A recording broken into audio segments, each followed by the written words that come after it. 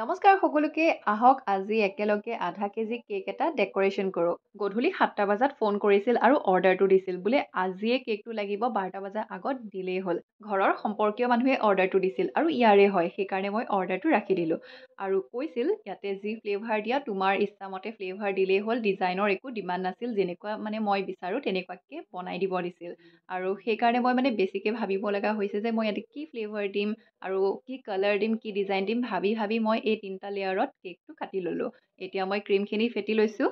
আৰু ভাবিছোঁ ইয়াতে পাৰ্পল কালাৰ দিওঁ সেইকাৰণে মই পাৰ্পল কালাৰ দি লৈ এয়া লাইট পাৰ্পল শ্বেডত ক্ৰীমখিনি মই হুইপ কৰি ল'লোঁ আৰু এয়া মোৰ হুইপ কৰা হৈ গ'ল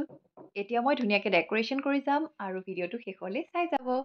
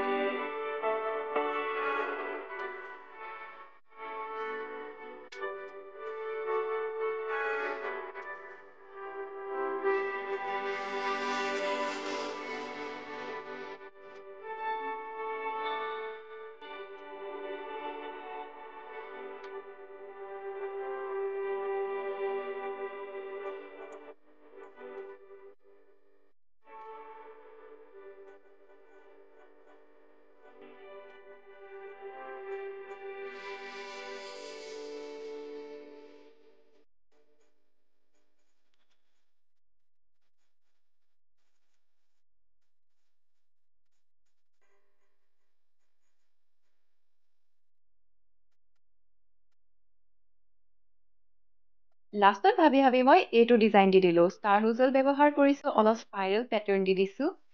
তাৰ ওপৰত দিছোঁ চুগাৰ বলছ হোৱাইট কালাৰত আৰু এনেকৈ অলপমান স্প্ৰিংকল কৰি দিছোঁ আৰু ফাইনেল লুকটোৰ কাৰণে বাৰ্গেণ্ডি কালাৰ দি ডটেড ডিজাইন দি দিছোঁ হেপী বাৰ্থডে নামটো লিখি দিছোঁ এইটো হৈছে কমপ্লিট ফাইনেল লুকটো কেনেকুৱা লাগিছে বাৰু কমেণ্ট কৰি জনাব